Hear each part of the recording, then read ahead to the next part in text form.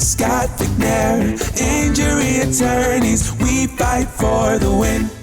Good morning, everybody, and welcome to the Overruled podcast brought to you by the Scott Vicknair Law Firm. I am David Vicknair, along with my law partner here in our new podcast studio, which is still discombobulated and all over the place. We get it set up. Brad Scott. Good morning. It's looking good, though. Miles is doing a good job behind the camera. He is. Don't puff his head up too much. Thank you, Brad. It's already too big. Yeah, David's isn't. All right, we got an exciting topic to chat about today. We're going to talk about hurricanes. It's almost August again. Yeah, so we're in the thick of it. Yes, and we have the 20th anniversary of Katrina coming up at the end of the month. Do you feel like hurricane season pushes back similarly to like the heat has kind of pushed back?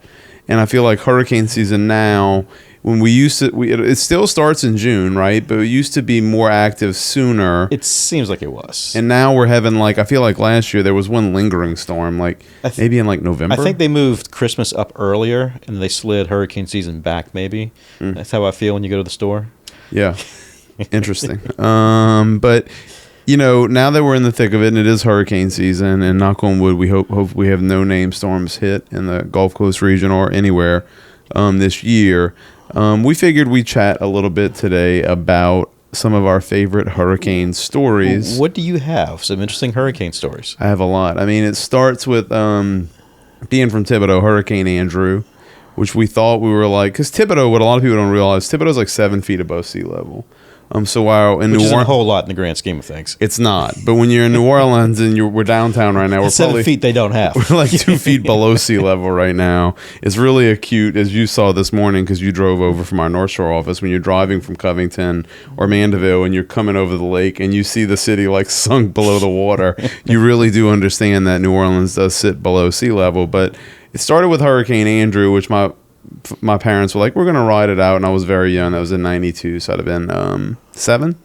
And I just remember the boards were clanging on the house. And I think after that, when my parents had decided, we are high, but we're not going to stay for another category 4. When Andrew hit, was it a 4 or 5? I think it was a 4, but it had a lot of water. So it was a weird one because it hit Florida as a 5. And it was very compact, powerful storm. And then it dumped into the Gulf, and it was going west it was headed towards Galveston and Texas, and just all of a sudden, boom, turned up and hit Morgan City. Yeah. And so the east side of the eye would have hit Lafourche and Terrebonne Parish.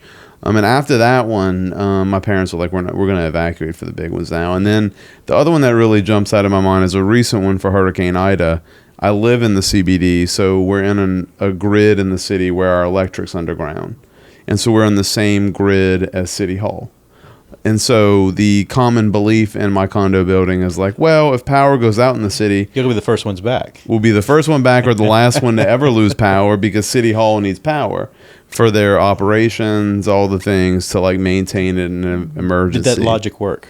It didn't. And it didn't work because there were multiple power stands. I'm probably butchering the real thing you call them. Those huge towers that hold overground power lines. You mean the ones that the balloons attack? The balloons? You remember the balloon story? The balloon flew into one of those power things and shorted out the city for... I did not. Oh, yeah, okay. I remember that. See, you're switching topics on me. If we're going to make fun of the incompetence in New Orleans, let's just make fun of the incompetence in New Orleans. I thought I'm in hurricane mindset right now, Brad. Anyways, I think it was maybe 5 or 6 of those large towers that hold the electrical lines across the river collapsed into the river fight. The storm was so powerful. And so essentially, not only did the people who were connected to power line through above ground power lose power, but all the underground lines went out because the power feed from across the river fell in the river. So I just remember for Ida thinking in the middle of the storm hitting, this was a mistake. Because I was at a neighbor's condo and watching on the 13th floor of the building, the chandelier swaying inside of a building, a poured-in concrete building. And I was I probably should not have stayed. Then we lost power and promptly left the next morning because, it's probably not the safest thing to be in New Orleans if you can get out after a hurricane without power, because we do experience looting. The cops are on high alert. A lot of challenges in the city when there's resources are so limited. There's no point in staying around. 100%. And so leaving to go to Florida for the week, the next morning after Ida hit, it was kind of eerie. seeing all the damage, not really anything anywhere, no power. But even more acute of my ignorance was I when I was driving through Gulf Shores and was like, man, this is some really rough weather I'm driving through right now. And it's like I was catching outer bands of the hurricane. You're driving with the star. In the panhandle of Florida. So it's like, I really am an idiot. But, that's my most recent memory is the regret of staying after Ida. And I think that some people don't realize, and as a kid I didn't realize this, tragically in Helene up in Georgia, my group of friends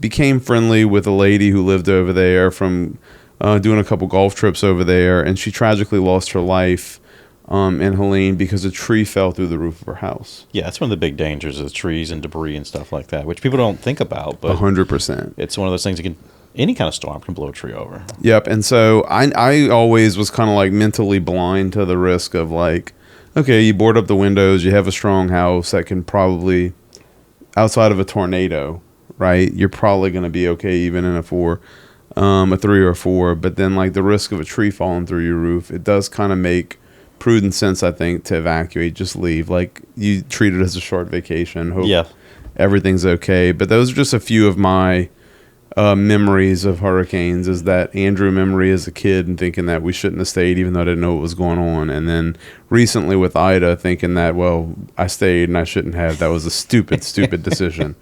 I don't remember anybody ever saying I stayed and it was a good idea. It's usually not this story. What do you think the cutoff is when you should evacuate? Like a 3 or a 4? This is the problem. We live right in the middle of the Gulf. When you look at the map, New Orleans and Louisiana, we're right in the middle. So every time a storm comes anywhere into the Gulf, it looks like it's heading right for us. That's right. And, we don't have a whole lot of confidence in our meteorologists and the predictions because they're all over the place. Yeah.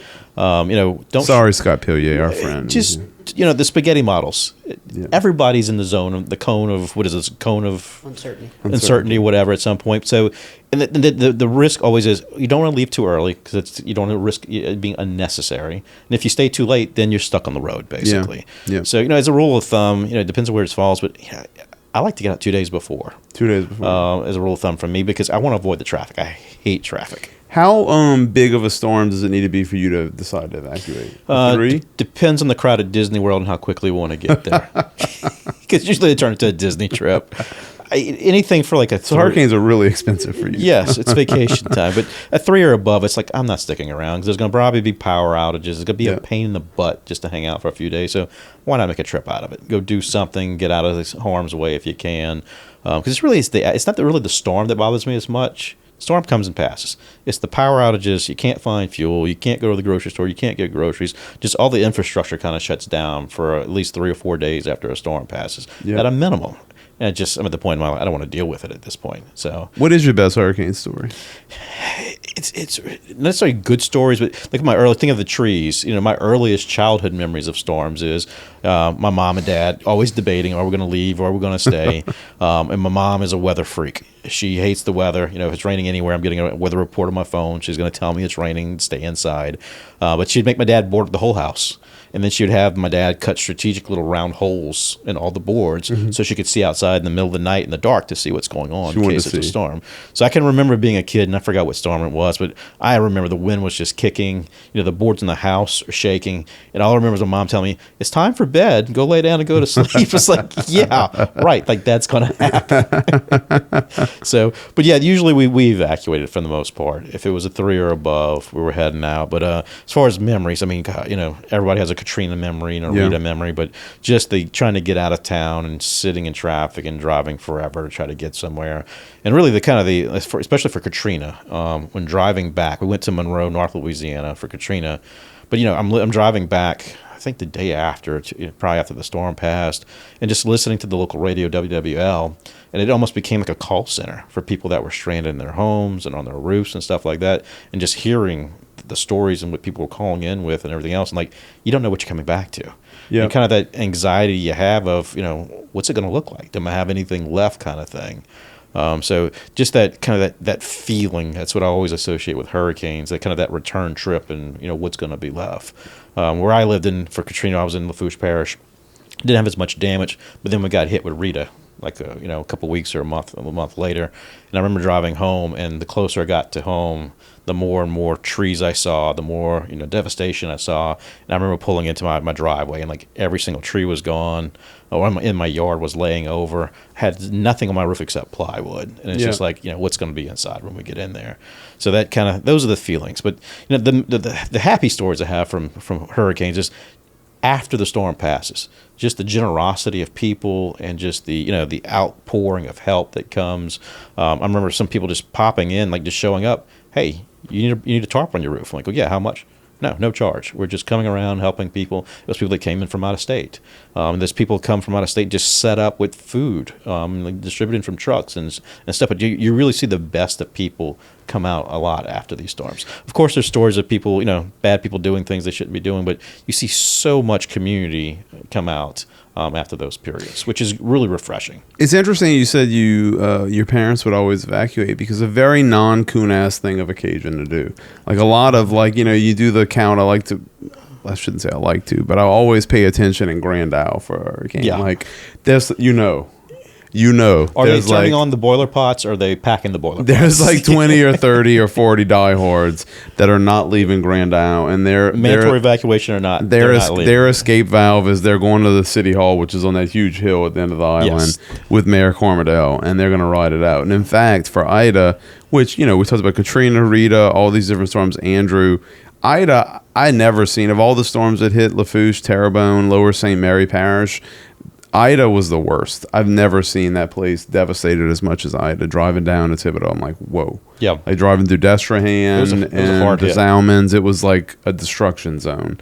And for Ida, there was like 40 people who stayed in Grand Isle. I think there was like 10 feet of water in Grand Isle. I was watching for a lot of the storm as long as it was still showing the feed. They had a camera like on a pole like 15 feet up in Grand Isle, connected to like Fox 8, to WWL, to all local meteorologists, so they could actually get a feed of what was happening in Grand Isle, and you could watch it online. It was like the water kept coming up to the camera, and then the camera just disappeared. I always have this image of those diehards. I say back, they've watched Forrest Gump one too many times, and they're trying to get out there in the bubble gum to catch the shrimp. Very lucky nobody died on Grand Isle for Ida. I mean, there was like 10 or 12 feet of water. It was insane. So, well, that's the best stories I have. Miles, do you have anything good for us? What year was Andrew? I'm just 1992. curious. Okay, yeah. I've never heard of that storm. Yeah, So, it was a bad one. It was a bad one. because my parents always talked about like Betsy, and like way before my time. Camille, Betsy, those Camille, old storms. Yeah. My parents too, but so Betsy, if you didn't know, Betsy, the eye of Betsy came up by Lafourche. Oh, I did not. Yep. Yeah. Yeah, I just know. I mean, my parents still talk about that. One Katrina story I have is we evacuated, and like you said, the traffic, it took us like 8 hours to get to Baton Rouge. We left way too late, and my parents, we all went to a place called Eunice, or technically Iota. Great Louisiana. crawfish in Eunice. It was great. I loved it. I was in second grade. I had two older sisters. They did not love it. I rode four-wheelers all day. I play with animals. This was a vacation for It was you. great. It was like Disney World, except for me. And my dad and my oldest sister, who was at LSU at the time, were sitting around. And my oldest sister said, "Hey, Dad, you should come and get your PhD and go to school with me."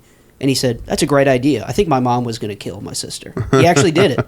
He went back to school. But that was the impetus that started that motion. So my dad got a PhD and took a class with my sister during, and my mom is still. That was a mad long about it. evacuation. yeah, for him. Yeah, he wished it would have lasted forever. Like I said, I actually had pretty positive, because where my parents still live, the levee didn't break. It's in Bucktown, but the pumps, they told everybody to go home, right? So nobody was working. So when my dad came back, like a lot of people, they said the fridge is the worst smell they've ever had in their life. Oh, jeez, yes. I was too young. I didn't really have to deal with that. But our house, the whole first floor was done, because it only got 2 feet of water, but the mold climbed 6 feet. You still got to pull everything out. So we were pretty lucky, honestly, in that regard. Because Lakeview was mostly, like, you're talking about the same levee. Lakeview is like 8 feet of water. Oh, and you know where Station 6 is, Yeah, and all that. yeah. So the other side was done, but I'm on the Jefferson Parish side, and we were relatively fine. So I always think about I guess four-wheelers. Was the 17th Street Canal breach, was it on the Lakeview side, not on the Metairie side? I thought it was Lakeview side. Yeah, Lakeview that must side. be what it was. Yeah. But so about Katrina and Waters, though, we had an office right here in Poydras back then, the old firm I was with. And I remember coming down to the city for the first time because we were trying to, set up a temporary office to do things. Back then, we didn't have Dropbox and all the cloud storage, so we had physical file servers, and those were big computers. Yeah. I mean, they were the size of a file, a small, In 2005, yeah, that was like desktops, right? So I remember, because the elevator shafts had all flooded, and we were on the 14th floor, I think. So I remember it with flashlights with National Guard people climbing the stairwell, and it was hot as hell. All the humidity and that water stunk. Had to get into the office, and then we had to figure out how to get the computers down.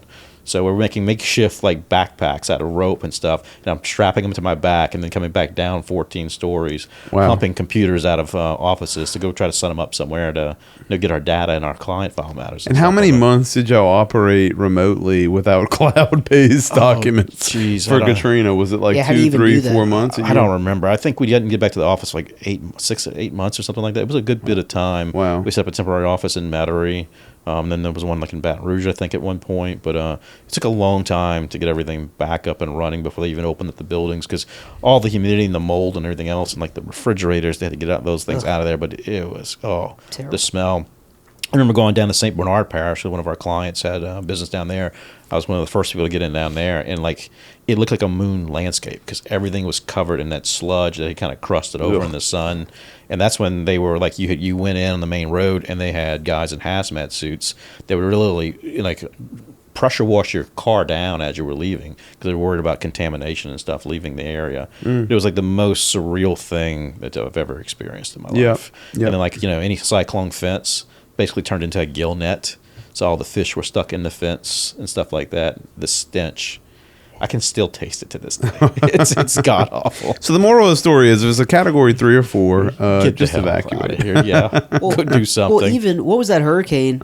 I guess about a year ago, and that was only category 1. I lost power. That's where I can never tell. We're like, it's nothing, and we stayed and we were fine. But you lose power category 1s. I mean, yeah, it also depends upon how fast they're moving. Yeah. Like the ones that are going fast, like are typically not going to be the bigger problem. Well, some of the worst of storms are the slow-moving storms that just dump a ton of water. That's what Katrina did. Yeah, there's just so much water. The water you can't really get rid of. Yep, especially in the city. And Ida was so big, and it kind of was not the most fast-moving storm. Whereas, like, I think the year before Ida, we had that Zeta storm that the eye literally came over New Orleans, but it was moving like 30 miles an hour. So just like, it was in and out. It was like, you didn't even know Zeta. It was like, I barely met you. Well, thank you all for listening along. Some interesting hurricane stories. Any final thoughts on hurricanes? Just, we're right in the middle of the season again. Do your preparations now before. We always hear about hurricane preparedness. Do it now. Don't wait till the storm happens because then it's a little too late. Well, the minute that somebody says a storm, it's like Dorniacs, Rouses, Robert. Can't get water. Like, just wait. It's like the line. Well, even like the week before last, that storm was in the Gulf. Yeah. Whatever storm that was. I went to the store to get water. It was gone already. No water. Yeah. Everybody runs to get what they think they need. So. Yep. But yes, thank you all for listening. And if you have any stories, share them, please. Yep. All right. Thank you all. This has been an interesting discussion and a great episode of the Overruled podcast, brought to you by the Scott Vicknair Law Firm. This is your co-host, David Vicknair, along with my law partner and co-host, Brad Scott. Thank you, Brad. Thank you, David. And we hope to see you all next time. Thanks for listening along. Take care. Scott Vicknair, injury attorneys, we fight for the win. Information is for illustrative purposes only and does not constitute tax, investment, or legal advice. Always consult with a qualified investment, legal, or tax professional before taking any action.